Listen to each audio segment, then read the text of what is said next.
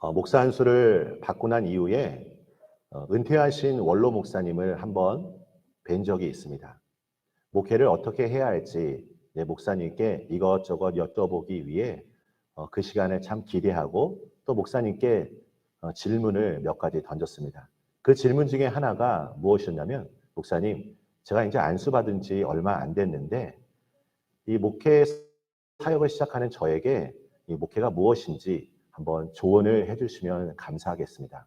그런데 그 질문을 받자마자 목사님께서 말씀하시는 것은 사도행전 6장 4절, 1초의 망설임도 없이 저에게 말씀하셨습니다. 우리는 오로지 기도하는 일과 말씀 사역에 힘쓰니라. 그 말씀을 해주시면서 목사님이 이 사역에 열정을 다하면 목회에 풍성한 열매를 맺게 될 것이다 라고 말씀하셨습니다. 하나님께서 내가 거룩하니 너희도 거룩하라고 말씀하셨습니다. 우리 사랑하는 성도 여러분, 하나님의 이 말씀은 권면일까요? 명령일까요? 내가 거룩하니 너희도 거룩하라. 이것은 권면의 말씀이 아닙니다.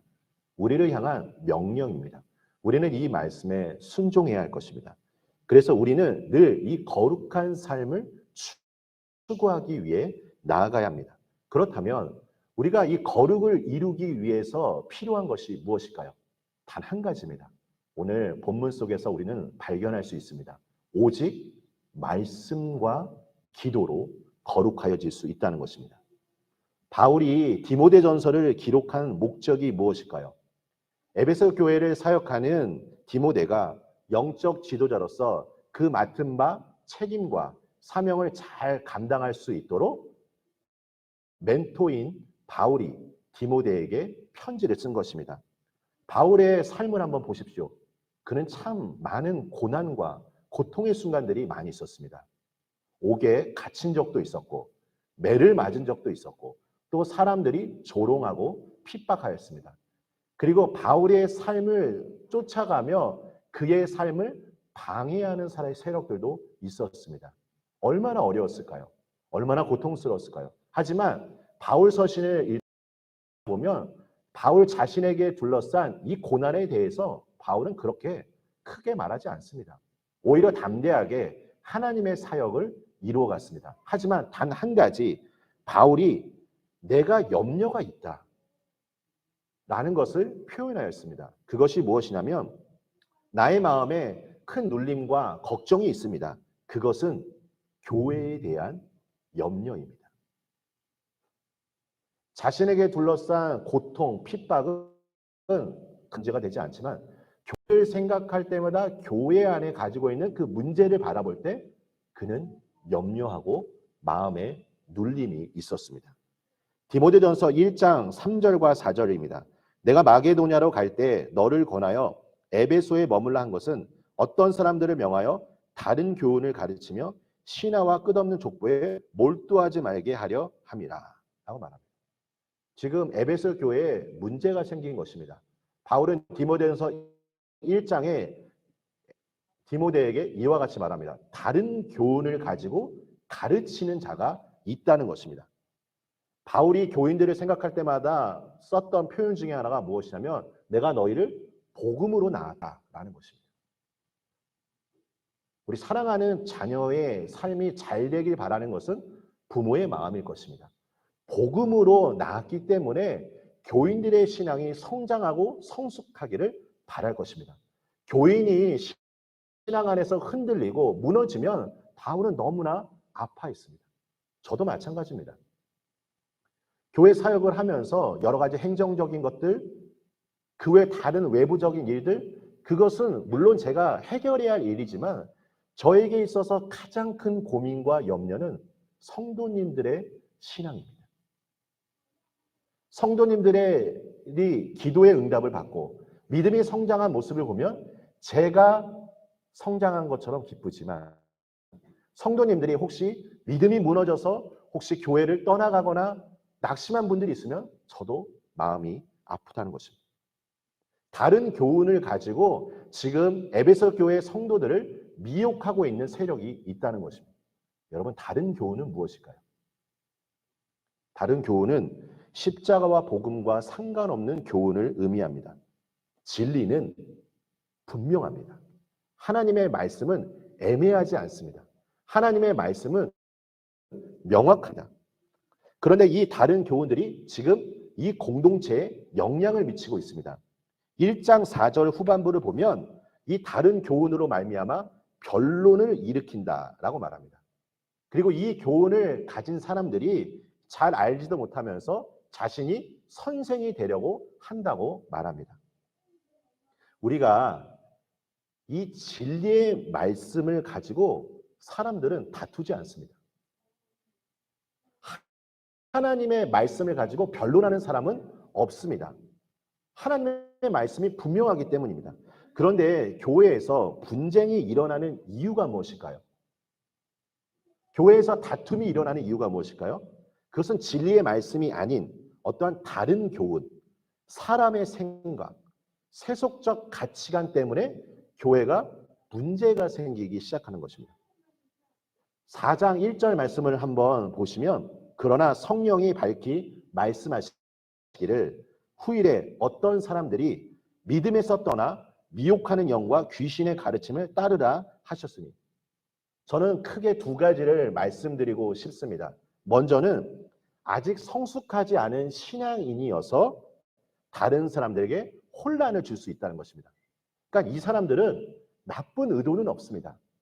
내가 배우고 내가 알고 있고 내가 경험하고 있는 것들을 믿음이 연약한 지체들에게 전하고 싶고 그들에게 도움을 주기 위해서 열심히 섬김의 모습을 나타내지만 더러는 좋은 열매를 맺는 것이 아니라 어떤 경우에는 그 사람에게 잘못된 신앙을 줄 수 있다는 것입니다.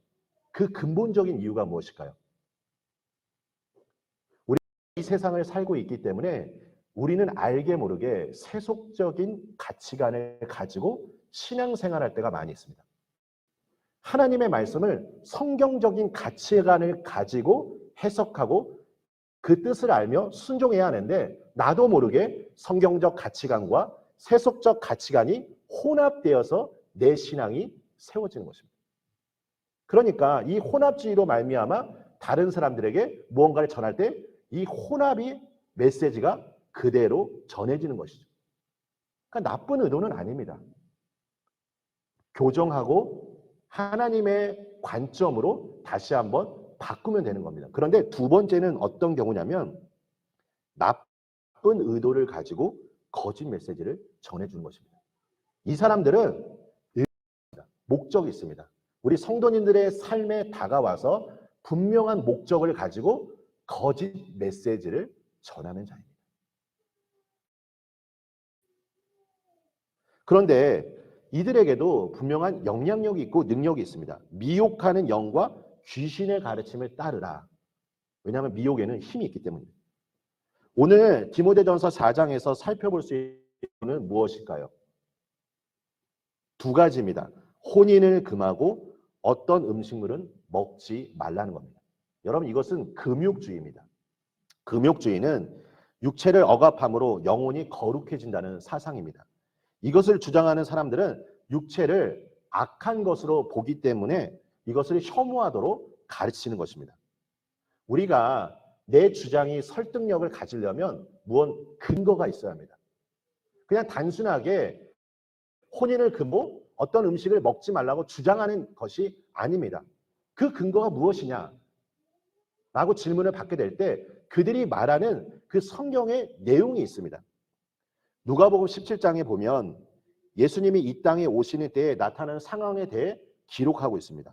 26절과 27절에 보면 노아의 때에 된 것과 같이 인자의 때에도 그러하리라. 노아가 방주에 들어가던 날까지 사람들이 먹고 마시고 장가들고 시집가더니 홍수가 나서 그들을 멸망시켰으며, 그러니까 예수님이 오시는 때를 말씀하실 때 노아의 예를 드시는데 어떻다고요? 그때 그 사람들이 장가들고 시집가고 홍수가 나서 심판을 당했다. 우리 성도님들은 이 말씀을 들을 때 어떻게 받아들이십니까?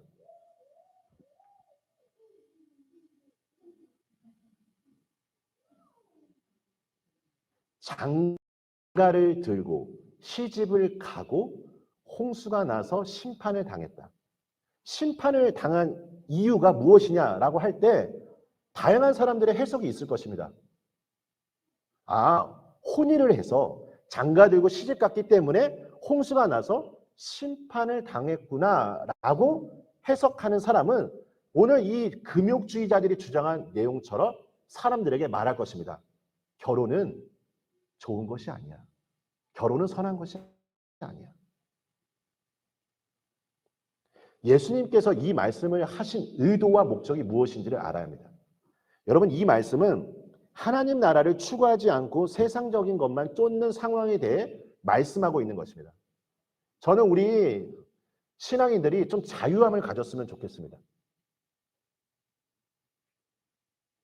세상 속에 머물면서 우리가 함께 교제도 나누고 하나님께서 우리에게 주신 이 자연 만물을 즐기는 것 매우 중요합니다. 여기서 예수님이 말씀하신 의도는 무엇이냐면 우리가 하나님 나라도 소망하고 세상적인 것도 즐기고 그것에 대해서 우리가 만족하며 지내야 하는데 하나님 나라를 추구하지 않는 상황에서 세상적인 것만 쫓는 그 현실에 대해 말씀하고 있는 것입니다. 오늘날 우리 영혼을 미혹해 하는 거짓 메시지가 너무나 많이 있습니다. 정보의 홍수 속에 살고 있기 때문에 우리는 쉽게 정보를 얻을 수도 있고 그 수많은 정보가 나에게 여러 메시지를 전할 수 있습니다. 심지어 경건한 사람들이 우리 성도님들에게 아픔을 줄 수 있습니다. 혹시 저 때문에 상처받으신 분 있으십니까?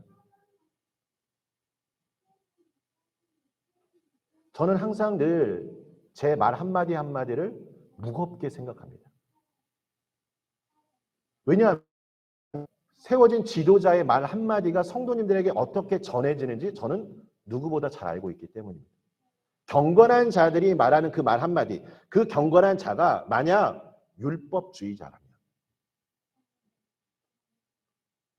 그 율법주의가 말하고야 하자 하는 그 의에 도달하지 못했을 때 그 메시지는 정죄가 될 것이고 그 메시지는 판단이 될 것입니다. 그럴 때 이 메시지를 받는 사람들은 상처받을 수 있습니다. 우리는 중요한 것이 있다면 경건의 모양만 갖추어서는 안 되고 경건의 능력이 있어야 합니다. 그렇다면 이제 성도님들에게 한 가지 질문을 드리고 싶습니다. 우리 성도님들은 참과 거짓을 분별하고 있으십니까? 어떤 의도를 가지고 거짓 메시지를 전하고자 하는 그 사람들의 말을 들을 때 이것이 참인지 거짓인지 알 수 있으십니까? 두 번째는 하나님의 명인 거룩한 삶을 추구하고 있으십니까? 세 번째로는 최근에 나의 신앙 가운데 승리를 이룬 적이 있으십니까?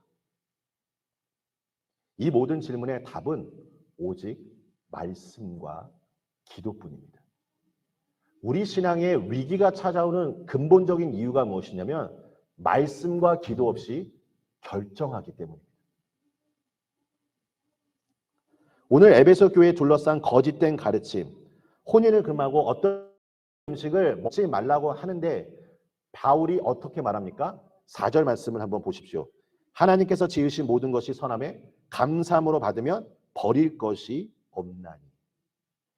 창세기에 기록된 말씀을 가지고 바울이 반박하며 지금 전하고 있는 것입니다. 하나님이 천지를 창조하시면서 세상 만물을 바라보시며 뭐라고 말씀하셨습니까? 보시기에 심히 좋았다 라고 말씀하셨습니다. 하나님께서 지으신 모든 것은 선하신 의도 안에서 창조되었기 때문에 그 모든 것이 선하다는 것입니다. 이 시간 한번 옆에 계신 성도님들 한번 바라보십시오. 한번 잠시 바라보십시오. 하나님 보시기에 존귀한 분들입니다. 하나님께서 사랑하는 사람들입니다. 이것은 옆에 계신 분들만 적용되는 것이 아닙니다. 요한복음 3장 16절에 하나님이 세상을 이처럼 사랑하사 독생자를 주셨다고 말씀하였습니다. 하나님의 사랑은 우리뿐만 아니라 아직 하나님을 알지 못하는 사람들에게까지 향하여 있습니다. 그런데 때로는 우리가 가지고 있는 생각과 지식과 판단으로 다른 사람들을 평가할 때가 있다는 것입니다. 하나님은 이분을 바라보시며 존귀하다고 말씀하시고 사랑하다고 말씀하시는데 나의 경험과 지식으로 이 사람이 이런 것이구나, 이런 사람이다 라고 스스로 평가를 내릴 때가 있다는 것입니다. 하나님께서 지으신 모든 것이 다 선한데 사람들이 스스로 얘기하는 것입니다. 이것은 거룩하지 않는다. 그것은 사람의 생각일 뿐입니다. 한 가지 예를 들겠습니다. 많은 크리스찬들이 질문하는 내용 중에 하나가 제사상에 올린 음식을 먹어도 되는가입니다. 우리 성도님들, 먹어도 될까요? 안 될까요? 그냥 스스로 한번 대답해 보시기 바랍니다. 제사상에 올린 음식을 먹어도 될까요? 먹지 말아야 할까요? 바울은 분명하게 고린도전서 8장에 우상의 제물에 대해 전하고 있습니다. 4절 말씀에 보면 그러므로 우상의 제물을 먹는 일에 대하여는 우리가 우상은 세상에 아무것도 아니요 또한 하나님은 한 분밖에 없는 줄 아노라. 뭐라고요? 우상은 아무것도 아니에요. 그러니까 우상에게 드린 제물은 아무것도 아니기 때문에 먹어도 상관이 없습니다. 근데 바울이 여기서 위대한 고백을 합니다. 그러니까 바울은 예수님을 믿음으로 말미암아 그는 자유함을 가지고 생활했습니다. 자기를 속박하고 있는 것들이 없습니다. 우상에게 드린 음식 아무것도 아니기에 나는 먹을 수 있다. 나는 그것에 자유하다. 그런데 내가 가진 이 자유를 가지고 생활할 때 혹시 믿음이 연약한 지체들이 이것을 바라보고 실족하면 내가 그들의 신앙이 염려되기 때문에 나는 우상에게 드린 제물을 먹지 않겠다는 것입니다. 저도 바울처럼 자유한 마음으로 신앙생활을 할 수 있습니다. 그런데 성도님들이 저를 바라보시기 때문에 성도님들의 신앙을 위해서 제 스스로가 더 조심하고 더 신앙의 모델로서 살기 위해 노력하는 것입니다. 절제하는 것입니다. 포기하는 것입니다. 우리가 왜 말씀을 읽어야 하는지 이제 아시겠습니까? 바울이 이 에베소 교회에 둘러싼 이 문제에 대해서 창세기 말씀을 가지고 이야기한 것처럼 말씀과 기도가 있어야 우리는 올바른 영적인 해석을 할 수 있다는 것입니다. 내가 이 올바른 영적 해석을 하지 못하면 우리는 이 미혹하는 거짓 메시지에 끌려다녀서 우리 신앙이 어느 순간부터 믿음에서 떠나게 될 것이라는 점입니다. 전도서 7장 14절에 보면 우리 인생이 형통할 때도 있고 공부할 때도 있습니다. 하나님께서 이 두 가지를 병행하셔서 장래일을 측량할 수 없게끔 만드셨습니다. 계획하던 일들이 잘 됩니다. 원했던 소망이 이루어집니다. 마음에 기쁨이 가득합니다. 신앙생활이 참 즐겁습니다. 행복합니다. 늘 감사가 넘칩니다. 그런데 공고함이 찾아옵니다. 문제가 찾아왔습니다. 시련이 닥쳐옵니다. 해결할 수 없는 막막한 상황 속에 놓여 있습니다. 그럴 때 말씀과 기도로 내가 신앙이 세워지지 않는 사람은 이 상황과 환경에 따라 한 방에 무너집니다.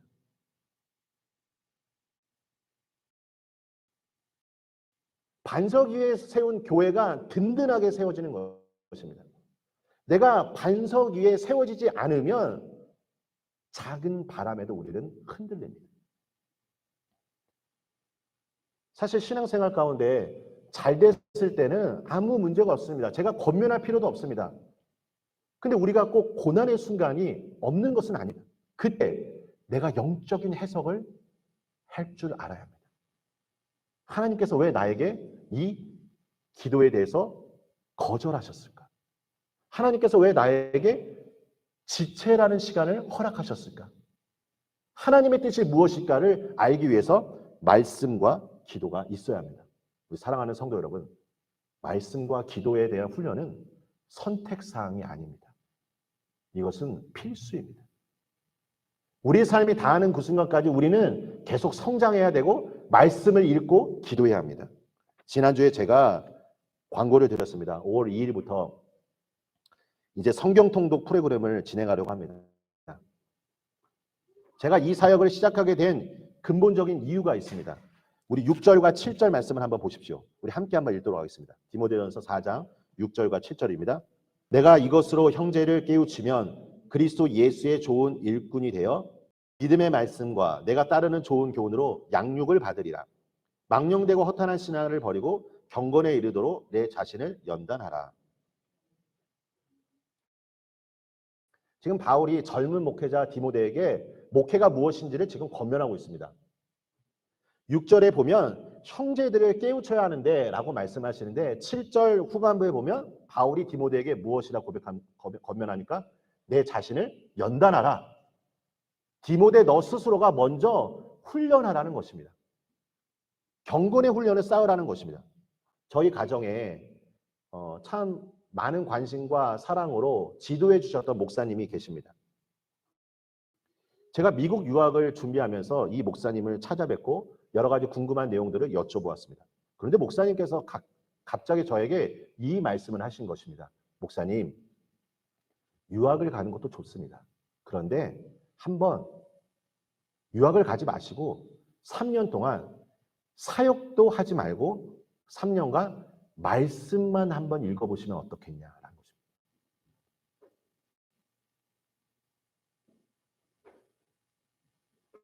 일주일에 한번 1독을 목표로 해서 52주니까 52독, 한 3년에 한 150독 하고 나서 3년 뒤에 목사님의 사역이 저는 달라질 거라고 생각한다며 저에게 그런 권면을 해주셨습니다.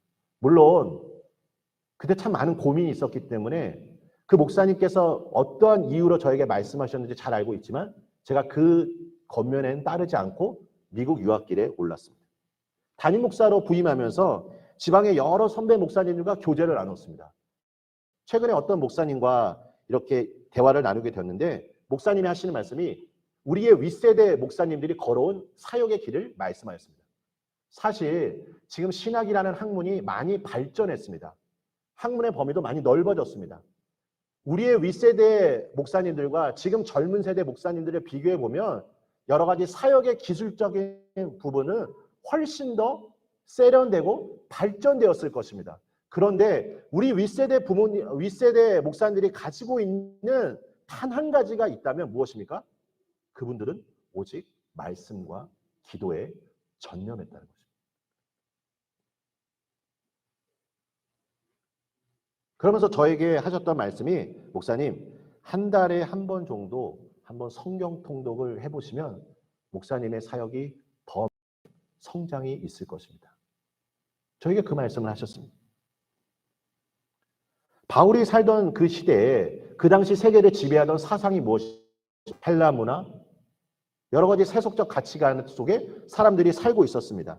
우리가 말씀과 기도로 무장하지 않는다면 세상의 가치관에 우리는 휩쓸릴 수밖에 없습니다. 그냥 넘어질 수밖에 없습니다. 우리 또한 마찬가지입니다. 성도님들이 만약 저에게 물어봅니다. 목사님, 제가 이런 생각이 있는데 어떻게 하면 좋을까요? 제가 확실한 성경적 가치관을 가지고 제가 경건에 이르도록 늘 연습하고 하나님의 음성을 듣기 위해 노력하며 하나님의 뜻을 알기 위해 제가 무단히 훈련을 한다면 저는 성도님들에게 하나님의 뜻이 무엇인지를 더 올바르게 제시할 수 있을 것입니다. 부모님들은 자녀를 키우다 보면 우리 자녀들이 좋은 선생님 만나기를 바랄 것입니다.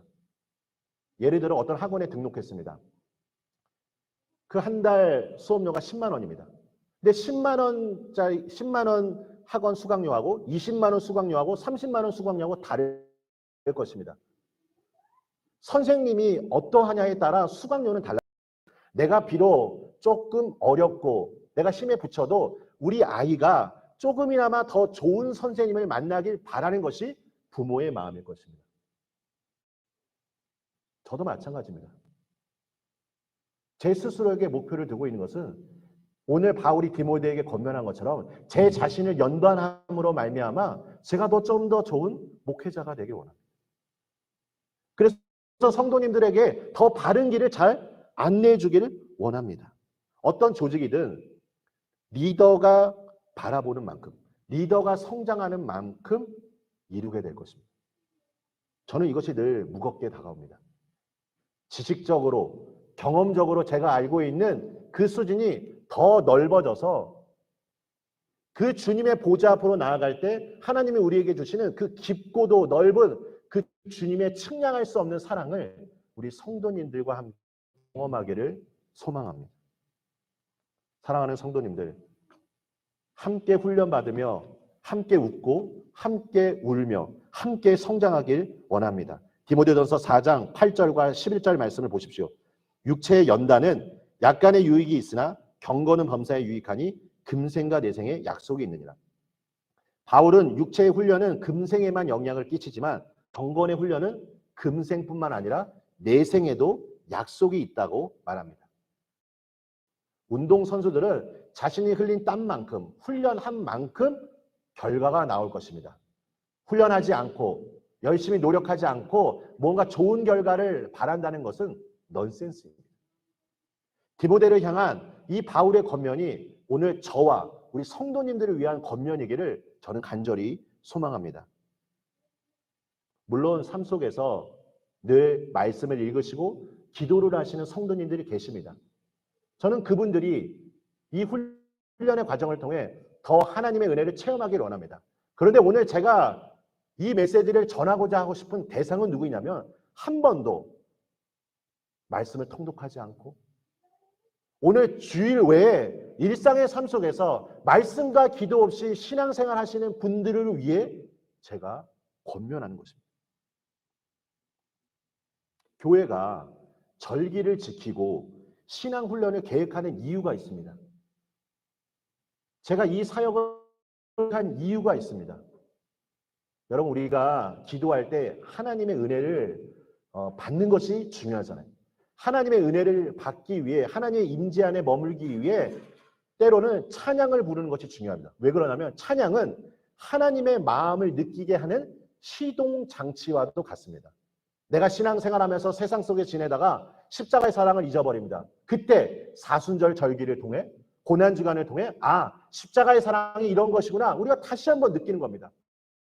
통독을 통하여 우리 안에 지금 잠자고 있는 나의 영성을 다시 한번 깨울 수 있는 이 신앙의 훈련이 우리에게는 더 높은 곳으로 나아가기 위한 시동장치와도 같다는 것입니다. 사랑하는 성도 여러분, 한번 결단하십시오. 한번 나아가십시오. 좋은 소식이 있다면 저는 완벽주의자가 아닙니다. 우리 성도님들이 그날 하루 성경 분량을 못 읽었다고 제가 전화해서 권사님 오늘 성경 분량 왜 안 읽으셨어요? 하셔야죠. 저는 그와 같이 말하지 않습니다. 기도하지 않았다고 해서 제가 성도님들에게 뭐라고 말씀드리지 않습니다. 예수님께서 보여주셨던 모습처럼 예수님이 어떻게 하셨습니까? 제자들의 믿음이 떨어지지 않기를 위해 기도하셨습니다. 저는 성도님들의 신앙이 떨어지지 않기를 바라는 마음으로 기도할 뿐입니다. 오늘 성경 못 읽으셨으면 내일 읽으셔도 됩니다. 그 다음날 읽으셔도 됩니다. 90일 동안 성경을 읽지 못하고 해도 괜찮습니다. 내가 반만 이루었다고 해도 괜찮습니다. 다음에 더 잘하면 됩니다. 제가 이와 같은 생각을 할 수 있었던 이유는 무엇이냐면 제 지나온 과정을 알기 때문입니다. 제가 마침표를 찍지 못한 상태에서 중도 포기한 적이 한두 번이 아닙니다. 지금까지 쉼표로 지금까지 이어지고 있는 과정도 있습니다. 그런데 그럴 때마다 제 멘토 목사님은 더 잘할 수 있을 것이다. 다음에 더 한 걸음 더 내디디면 된다. 라고 늘 저에게 격려해 주셨습니다. 여러분, 졸업 논문을 쓰기 전에 지도 교수님이 저에게 하셨던 말씀이 있습니다. 어떤 말씀을 하셨냐면 처음부터 글을 많이 쓰지 말라는 겁니다. 일주일에 하루 한 30분이라도 1시간이라도 그냥 한 장만 쓰라는 겁니다. 한 장. 근데 한 장을 매주 쓰다 보면 어느 순간 이 글을 쓰는 힘이 붙습니다. 글을 쓰는 속도가 생깁니다. 처음부터 90일 성경통도 한 주의 성경일도 어렵습니다. 그런데 단 1분만이라도 내가 매일 아침에 일어나서 하나님 감사합니다. 오늘 하루 저를 인도하여 주시옵소서. 단 한 장이라도 성경을 읽는 습관을 들인다면 어느 순간 믿음의 근육에 힘이 붙어서 우리가 보다 더 높은 곳으로 나아가게 될 것입니다. 사랑하는 성도 여러분, 훈련하는 이유는 습관을 만들기 위함입니다. 저는 기대가 됩니다. 이 90일 성경 통독은 성도님들을 위한 것이기도 하지만 저를 위한 시간이기도 합니다. 제가 스스로 더 성장하고 더 성숙되어져서 제가 더 풍성한 열매를 맺어서 성도님들에게 많은 것들을 나누어 주길 저는 기대하고 소망합니다. 함께 하시길 원합니다. 이것에 우선순위를 두시기 바랍니다. 저의 사역의 우선순위는 성도님들을 섬기는 것입니다.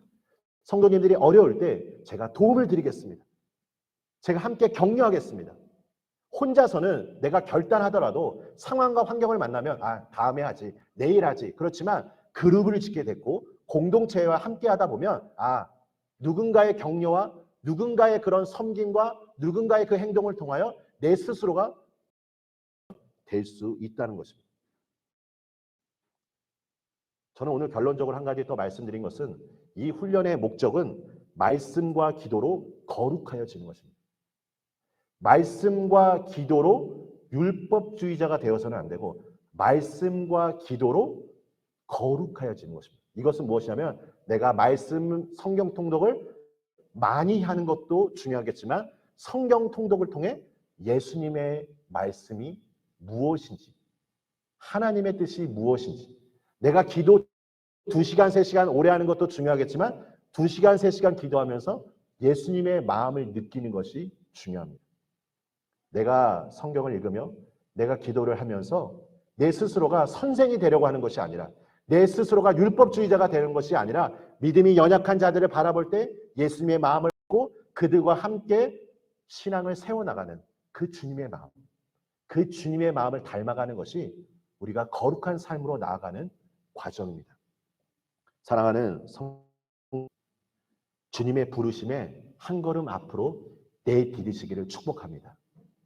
작은 삶의 변화라 할지라도 하나님께서 우리를 더 많은 풍성한 은혜의 자리로 우리를 인도하실 것이고 우리와 함께 하실 것입니다.